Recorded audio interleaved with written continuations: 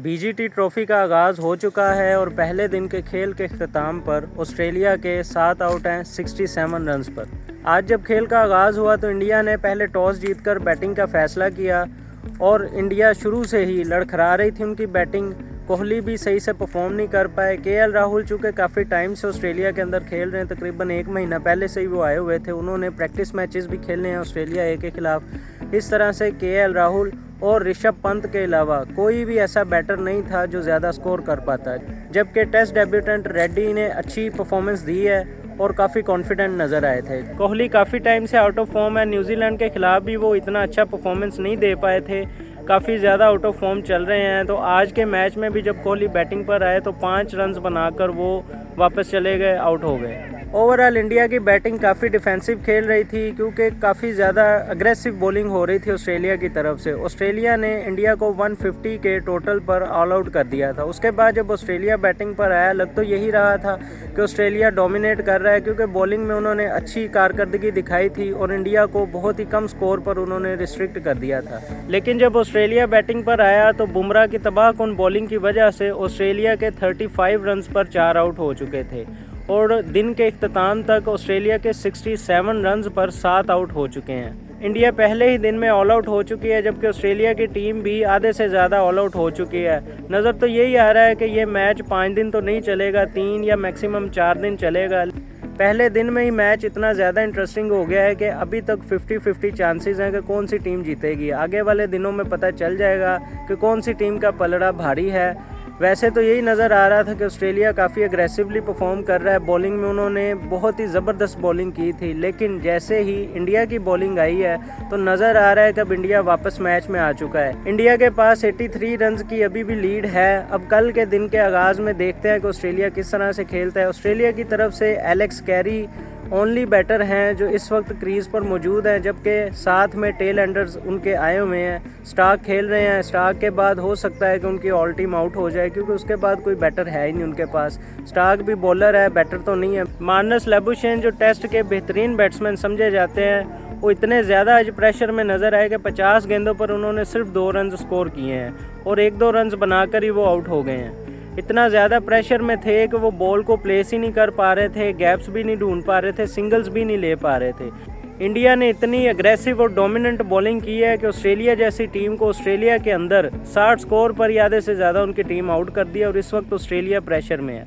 कोहली की फॉर्म काफ़ी ज़्यादा कंसर्निंग है। अब तो वो फील्डिंग में भी काफ़ी ज़्यादा क्लमसी नज़र आने लगे हैं। फील्डिंग भी इतना अच्छा वो कर नहीं रहे। न्यूजीलैंड के ख़िलाफ़ भी उन्होंने काफ़ी ज़्यादा फील्डिंग मिस की थी। आज के मैच में भी उन्होंने एक इजी कैच पकड़कर छोड़ दिया था, हाथ में आ गया था, बस कैरी नहीं किया, जबकि टीम तो सेलिब्रेट भी करने लग गई थी। जबकि इंडिया की बैटिंग के दौरान केएल राहुल का जो आउट था कॉट बिहाइंड, वो काफ़ी ज़्यादा कंट्रोवर्शियल बन गया। इंडियंस का यही कहना था कि बैट और बॉल में क्लियर गैप था, थर्ड अंपायर ने ये गलत आउट दिया है, लेकिन बाद में दूसरे एंगल से जब देखा है तो नज़र यही आ रहा है कि वो क्लियर आउट था। बहरहाल मैच काफ़ी इंटरेस्टिंग हो चुका है और कोहली की फॉर्म वापस अभी तक नहीं आई। इस मैच में पहली इनिंग में भी कोहली अच्छा स्कोर नहीं कर पाया। अगर कोहली खड़े हो जाते तो इंडिया शायद 180-200 तक चला जाता और इंडिया मैच में होता। अभी भी इंडिया मैच में है, लेकिन अभी दूसरी इनिंग्स की गेम बाकी है, तो देखना है कि इंडिया अपनी दूसरी इनिंग्स को किस तरह से कैरी करता है। जबकि इंडिया की तरफ से ऋषभ पंत हमेशा की तरह अग्रेसिव नज़र आए और वो बहुत ही कॉन्फिडेंट होकर खेल रहे थे। ऑस्ट्रेलियंस का भी ये बयानात काफ़ी सामने आए हैं ऋषभ पंत को लेकर कि वो एक ऐसा प्लेयर है जो प्रेशर में नहीं आता। किसी भी सिचुएशन में हो मैच, चाहे टीम जितनी मर्जी फंसी हुई हो, लेकिन उसने अपनी गेम करनी है। ऋषभ पंत की अगर आज की भी बैटिंग देखी जाए तो नज़र आ रहा था कि पंत बहुत ही ज़्यादा फ्री माइंड के साथ खेल रहे हैं, वो किसी किस्म के प्रेशर में नहीं है। अब आगे 50 ओवर की चैंपियन ट्रॉफी की गेम भी आ रही है, जिस पर अभी भी बीसीसीआई और पीसीबी में डेडलॉक बरकरार है, जबकि आईसीसी कोशिश कर रहा है कि दोनों में सुलह करवाई जाए और कोई बैलेंस रास्ता, मतलब बीच का कोई रास्ता निकाला जाए और किसी तरह से टूर्नामेंट का शेड्यूल इशू हो जाए, क्योंकि ब्रॉडकास्टर्स की तरफ से भी काफ़ी ज़्यादा प्रेशर है आईसीसी पर और आईसीसी भी कंटिन्यूसली कोशिश कर रहा है कि बीसीसीआई और पीसीबी को साथ बिठाया जाए और चैंपियन ट्रॉफी का शेड्यूल इशू हो जाए। इंडियन टीम चैंपियन ट्रॉफी में किस तरह से परफॉर्म करती है ये तो चैंपियन ट्रॉफी में ही पता चलेगा। बहरहाल नज़र यही आ रहा है कि चैंपियन ट्रॉफी के बाद रोहित शर्मा और विराट कोहली 50 ओवर की गेम से भी रिटायर हो जाएंगे, जबकि T20 से वो ऑलरेडी रिटायर हो चुके हैं और टेस्ट के लिए वो वर्ल्ड टेस्ट चैंपियनशिप के लिए ही रुके हुए हैं। जैसे ही वर्ल्ड टेस्ट चैंपियनशिप का कुछ डिसाइड हो जाता है कि इंडिया फाइनल खेल रही है या नहीं खेल रही, जैसे ही इंडिया टूर्नामेंट से बाहर होगी, हो सकता है कि विराट कोहली टेस्ट से भी रिटायरमेंट ले लें। पाकिस्तान के ऑस्ट्रेलिया से T20 सीरीज़ हारने के बाद interim head coach Aqib Javed को बनाया जा चुका है, जबकि वो पहले चीफ सिलेक्टर थे। उनका भी यही कहना है कि टीम में काफ़ी बड़ी सर्जरी की जाएगी और जो बड़े प्लेयर्स हैं उनको रेस्ट दी जा सकती है, क्योंकि जिम्बाब्वे का टूर 2 दिन में स्टार्ट हो रहा है और जिम्बाब्वे के खिलाफ शाहीन अफरीदी, नसीम शाह और बाबर आजम को ऑलरेडी रेस्ट दी जा चुकी है। जबकि आकिब जावेद चूँकि लाहौर कलंदर के भी कोच हैं, तो लाहौर कलंदर की टीम में फ़खर जमान खेलते हैं। इस तरह से फ़खर जमान की इंजरी को लेकर भी उनसे सवाल हुआ था। आकिब जावेद ने हेड कोच बनने के बाद अपनी पहली प्रेस कॉन्फ्रेंस में काफ़ी बड़ी स्टेटमेंट्स दी हैं। उन्हीं में से एक स्टेटमेंट उनकी फ़खर जमान को लेकर थी। फ़खर जमान नज़र तो यही आ रहा है कि इंजरी का शिकार हैं, कोड ऑफ कंडक्ट की खिलाफ वर्जी की वजह से भी उनको टीम से ड्रॉप किया गया है। लेकिन अब आकिब जावेद के बकौल तो यही लग रहा है, जिस तरह से उन्होंने बयानात दिए हैं, कि फ़खर जमान काफ़ी बड़ी इंजरी का शिकार हैं, जिस वजह से वो रिकवर नहीं कर पा रहे और शायद उनकी सर्जरी होनी है, लेकिन फ़खर जमान सर्जरी करवाने के लिए रेडी नहीं है। जबकि आकिब जावेद का कहना है कि साइम अयूब और फ़खर जमान T20 आइज़ में वापस आएंगे और ओपन कर सकते हैं पाकिस्तान के लिए। जबकि बड़े 3 प्लेयर्स को रेस्ट दिए जाने के भी इम्कानात हैं। उनमें सबसे पहला नाम तो बाबर आजम का है, क्योंकि T20 क्रिकेट में पाकिस्तान की टीम में 3 से 4 एंकर प्लेयर्स शामिल हैं, मोहम्मद रिजवान, सलमान अली आगा, उस्मान खान और बाबर आजम।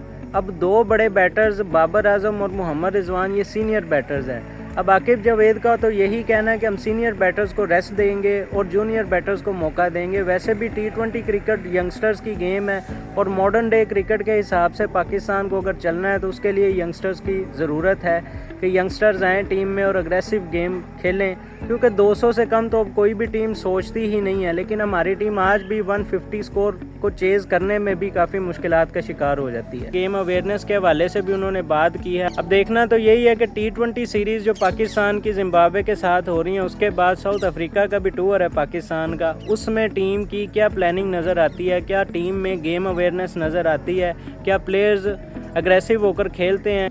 क्योंकि प्लेयर्स को ये तो पता होगा कि साउथ अफ्रीका इंडिया के ख़िलाफ़ काफ़ी बुरी तरह T20 सीरीज़ हारा है, तो हो सकता है कि पाकिस्तान भी उसी माइंडसेट के साथ जाए कि साउथ अफ्रीका के ख़िलाफ़ हमने 200 प्लस स्कोर के हिसाब से T20 में खेलना है। लेकिन हमारे प्लेयर्स में चूँकि गेम अवेयरनेस नहीं होती, इस वजह से जैसे ही वो अग्रेसिव खेलने की कोशिश करते हैं तो जल्दी विकेट्स गंवा बैठते हैं। ऑस्ट्रेलिया के ख़िलाफ़ डेड रबर के लास्ट मैच में भी यही देखने को मिला था कि बाबर आजम के साथ हसीबुल्ला अच्छी बैटिंग कर रहे थे। 60 स्कोर तक पाकिस्तान के 2 से 3 आउट थे, बाबर आजम क्रीज पर मौजूद थे और 6 ओवर में पाकिस्तान ने 60 स्कोर कर लिया था। लेकिन जैसे ही बाबर आजम और हसीबुल्ला आउट हुए थे तो उनके आउट होने के बाद नेक्स्ट 14 ओवर्स में भी पाकिस्तानी टीम 60 स्कोर भी नहीं कर पाई थी।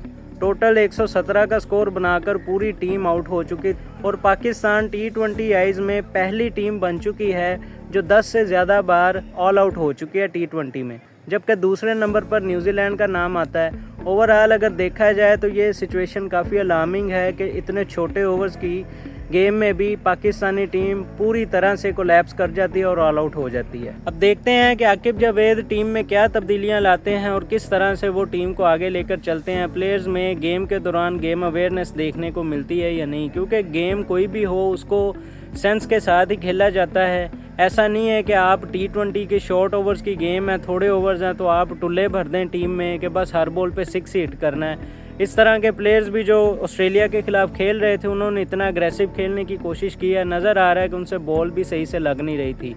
अगर हम मोहम्मद हारिस की बात करें तो वो भी इसी तरह का बैटर है, वो कभी भी बॉल को डक नहीं करता, हमेशा वो हर बॉल पे शॉट खेलता है और कभी 6 हिट करने की कोशिश करता है या 4 हिट करने की कोशिश करता है। अब हर बॉल पे तो आप बाउंड्री हिट नहीं कर सकते, गैप्स तो नहीं निकाल सकते, तो सेंस के साथ खेलना पड़ता है। यही वजह थी कि पाकिस्तान श्रीलंका से इमर्जिंग कप में सेमीफाइनल की गेम में हार गया था, मोहम्मद हारिस की क्लूलेस और स्टूपिड बैटिंग की वजह से। उनको बिल्कुल पता ही नहीं था कि मैंने किस तरह से गेम करनी है। वो हर बार की तरह अग्रेसिव ही खेलने आए थे और पहली बॉल से ही शॉट्स खेलना स्टार्ट कर दी थी। इस तरह से एक प्लेयर के आउट होने से टीम पर क्या इम्पैक्ट पड़ता है और टीम किस तरह से प्रेशर में आ जाती है और शॉर्ट ओवर्स की गेम में भी टीम ऑल आउट हो जाती है, टीम का कोलैप्स हो जाता है और आपको मैच हारना पड़ जाता है। बाबर आजम के आउट होने के बाद पाकिस्तानी टीम 120 स्कोर पर ही ऑल आउट हो गई थी। तो पाकिस्तानी टीम में कम से कम 2 एंकर बैटर्स की तो ज़रूरत है। सलमान अली आगा वाइस कैप्टन है, जबकि मोहम्मद रिजवान कैप्टन है, तो इन दोनों को तो निकाला नहीं जा सकता। अब जाहिर है या तो उस्मान खान को ड्रॉप किया जाएगा या फिर बाबर आजम को ड्रॉप किया जाएगा। इंग्लैंड के खिलाफ टेस्ट सीरीज़ में आकिब जावेद की वजह से ही पाकिस्तान वो टेस्ट सीरीज़ जीतने में कामयाब हुआ था। अब आकिब जावेद को इंटरिम हेड कोच लगा दिया गया है। अब देखते हैं कि आगे हमारी टीम किस तरह से परफॉर्म करती है, कि उनके हेड कोच बनने से कोई तब्दीली टीम में नज़र आती है या नहीं। प्लेयर्स को ड्रॉप कर देना, नए प्लेयर्स को ऐड कर लेने से भी कोई इतना ज़्यादा इफेक्ट नहीं पड़ता। देखना ये होता है कि जो नए प्लेयर्स आप लेकर आ रहे हैं वो मेरिट की बेस पर लेकर आ रहे हैं, उनका टैलेंट क्या है, उनके टैलेंट को किस तरह से यूटिलाइज़ किया जाता है और उनकी गेम अवेयरनेस किस हद तक है।